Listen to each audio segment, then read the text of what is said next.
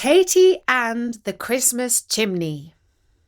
Hello, this is Natasha, and I'm here with a Christmassy story about one of the most popular characters on Storynory, Katie the Ordinary Witch.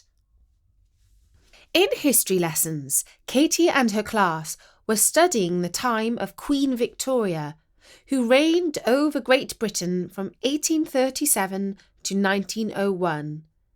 It was an amazing period when engineers built tunnels, bridges and railways, and explorers trekked through the jungles and writers turned out some of the best novels and poems ever.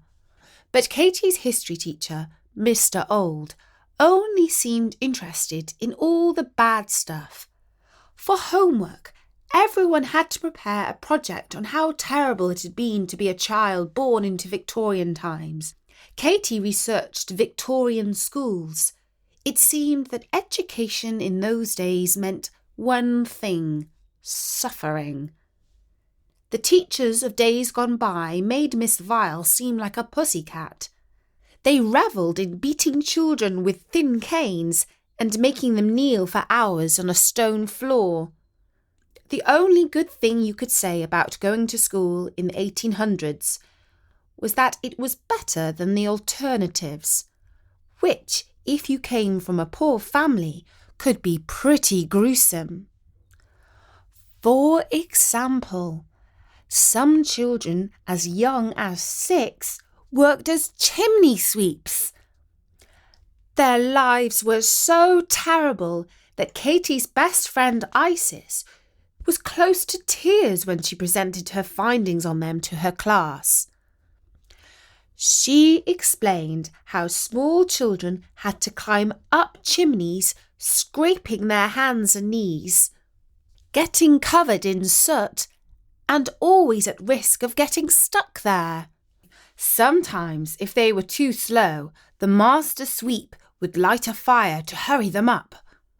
When Isis had finished relating all this, Mr. Old gave everyone a chance to ask questions. Samantha put up her hand and said, "Does Santa ever get stuck in the chimney?" And everyone laughed, except for Isis, who felt that someone was poking fun at her hard work. Isis was a little surprised when afterwards Samantha invited her to a Christmas party. "My parents hold it every year," explained Samantha. "It's mainly for boring grown-ups, but I'm allowed to invite 3 friends my own age, and I would like you to come." "Well, I'm honoured," said Isis. "Look, I know we don't always get on," said Samantha, "but I really did like your presentation, and I wasn't taking the mick when I asked that question. You see, when I was little, my mother told me that Santa wasn't coming that year because he had eaten too much pudding and got stuck in a chimney in Essex. I believed her, and I cried for the whole of December." "Oh, poor little you," said Isis, who really did have a soft heart. And she gave her one-time enemy a hug. Later, Isis told Katie about her unexpected invitation. Said Katie, who really did not like Samantha. "You're not going, are you? It's bound to be ghastly." "Of course I accepted," replied Isis. "It would be rude to refuse the hand of friendship. And besides, I feel sorry for Samantha. Imagine if you are really little and somebody tells you that Santa isn't coming. It's enough to traumatize someone for life. No wonder she's the way she is." "Spiteful," added Katie. "Listen," said Isis, "I'd really like to do something to help Samantha. I think she hasn't got over the pain of that childhood trauma, and if we can help heal her, she might be a nicer person." Katie shook her head. "What trauma? Her parents are filthy rich. She's spoiled because her life's too cushy." "Oh, Katie," said Isis with a sigh. Everyone has their weak and vulnerable spots. Come on, let's help her. I've got such a crazy idea. Wouldn't it be amazing if Santa came down the chimney at the Christmas party and gave everyone presents? That would be truly magical and healing, and I'm sure she would be a better person afterwards. Sure, call him and ask him if he'll do it. But don't you see, pleaded Isis, you can do magic. You could make something like that happen, or seem to happen. Even if it's just somebody who looks like Santa, it would be an incredible surprise. Oh, come on, Katie. A good turn always comes back to you. And after all, it's Christmas. Katie wasn't interested in the plan. But Isis kept on asking, and over the next few days, with repetition, the idea began to sound quite normal and not so bonkers after all. It was the Friday before Christmas. School had finished for the year. Everyone was in a great mood, especially Isis, who was going to Samantha's party. Katie was in her room. She wondered what she would do. Then she looked in the mirror and touched her ears. Ping! They went all pointed. She laughed back at her reflection. Then she turned the pages of her magic book and found the spell for turning herself into a full elf. It only took a few minor changes to the magic words to make herself into a special Christmas elf with a white beard and a red nose. Solomon, her cat, looked at her curiously and thought, "That's no good. Whoever saw a skinny Santa?" "You're right," said Katie, and she found a spell to make her tummy fat. She was quite short in her new form, about the size of a 6-year-old child, and the big belly did not feel at all comfortable. But as she glanced in the mirror, she really did look like a jolly little elf. All she needed now was a red dressing gown. Unfortunately, she had one in her cupboard. She quickly shrank it to the right size and put it on. Now, of course, Santa is supposed to go around in a magical sleigh pulled by reindeer. Katie did not have those, but she did have a broomstick and a cat. She went out into the backyard, climbed aboard her stick with Solomon, and off they flew through the winter night. Katie brought the broomstick down onto the roof of Samantha's house. It was a Victorian building, rather grand, and still had a nice big chimney. It took a little magic to loosen the clay pot off the top of it and place it on a flat part of the roof above the modern extension. Katie peered into the opening in the top of the chimney flue. It was going to be a tight fit. "She's not going down there, is she?" thought Solomon. "Has she gone crazy?" Katie lowered herself into the chimney. She threw her arms straight up and whoosh! She fell straight down. "Ah!" she screamed. Somehow she managed to slow herself by lifting up her legs. Ouch! Her knees were scraped and her dressing gown was torn.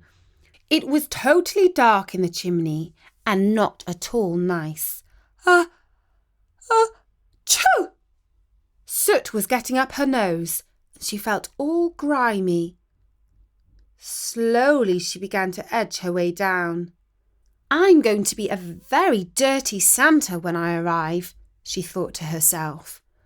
But what do people expect?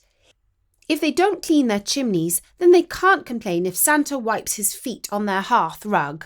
Then she remembered that she hadn't brought any presents. "Never mind," she said to herself. There's bound to be some under the tree. I'll just hand those out. The whole thing was starting to seem like not such a great idea when, oh no, that was confirmed. Katy found that she could not move. Either the chimney had got narrower or she had got fatter, but either way, she was stuck. That was scary. Katy began to panic. She was breathing heavily and she could feel her belly expanding in the tight space. I must think of the thin spell, she was saying to herself. But sometimes when you are really flustered, it's hard to remember things. The slimming spell was well known enough in magical circles, which is why you hardly ever see a rotund witch. There was one who had made tons of money by bottling it up with carrot juice. In her mind's eye, Katy could sort of see the right page in her magic book, but the words were all blurry. Then she remembered it. Yes, in the form she had learned. You had to turn round 3 times. But how was she to do that when she was stuck in the chimney? I know. I'll get Isis to turn around, she thought. It's worth a try. After all, she's my best friend, so we must have a magical connection. Her phone was in the pocket of her dressing gown, but she couldn't reach it. Instead, she thought really, really hard and sent a brainwave as a text to Isis's phone. I do hope it's not on silent, she thought. Tring! Isis heard the message alert and said, "Excuse me," to Samantha's cousin, to whom she was chatting, and glanced at her phone.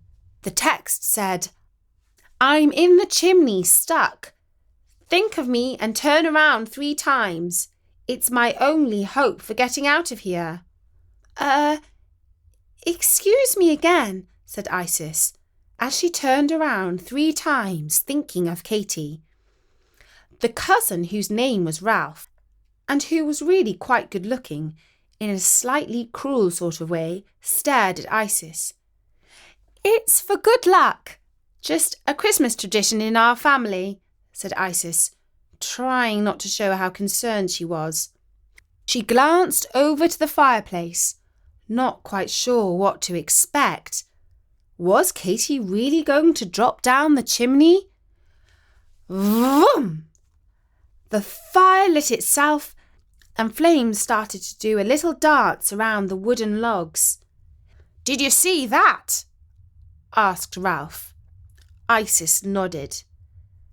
"I don't think that was supposed to happen," said Isis. And it wasn't. The spell had gone badly wrong, and now Katy, up in the chimney, was starting to feel the heat. It was getting warm, really warm, too warm. "Help!" she called out. "Did you hear that?" asked Ralph. "It sounded like a ghost in the chimney." "Must be the wind," said Isis, who was now extremely worried. But what could she do? Should she tell Samantha's mother that her friend was stuck up her chimney? "Help!" called out Katy again. Up on the roof, Solomon peered into the chimney with his green eyes. I think the silly girls got stuck," he purred. He placed his paw above the hole and began to fish with it. Gradually, a magical force began to jog Katy up and down a bit until, what a relief! She was free. But instead of dropping down to the hearth, she was lured up to the top by Solomon. Katy scrambled out onto the roof, gasping in the fresh, cold air. "What on earth did you think you were doing?" thought Solomon. I was playing at being Santa," said Katy. "Santa? Just look at yourself. You're filthy," said Solomon. He couldn't help himself. He was talking out loud now, even though he was forbidden to do that. If anyone saw you come creeping into their house, they'd call the police, he said. And Katie replied, "Yes, climbing up and down chimneys is a dirty, dangerous business. Kids these days don't know how lucky they are." Her phone rang. Now she was free, she could reach into her dressing gown pocket and take it out. It was Isis, anxious to know how she was. "I'm okay, thanks," said Katie. "Just a bit shaken. I did my best, but I'm really sorry Santa won't be coming to the Christmas party this year." "That's okay," said Isis. "For once, I don't think anyone will mind if Santa does not turn up. I'm just happy that you're safe." "Thank you," said Katie. "So am I." Just as she spoke, the doorbell rang and Santa came to the party with a sack of presents and started to hand them out with lots of yo-ho-hos. It was a surprise thought up by Samantha's mum. Everyone was delighted, and nobody asked how somebody so large could ever get down a chimney. And that was the story of Katie and the Christmas chimney, written by Bertie and read by me, Natasha, for Storynory.com. I do hope you enjoyed it. And Bertie has asked me to tell you that you can find loads more Katie stories, including our recent one about the perfect babysitting business, on Storynory.com. And if you are still buying your Christmas presents, take a peep on Amazon for Storynory's new book. It's called Waking Beauty by Hugh Fraser, all about the mysterious Princess Talia at Oxford University. It's probably great if you are about 10 years old, give or take a few years. Make sure you get the Storynory version. For now, from me, Natasha, Happy Christmas!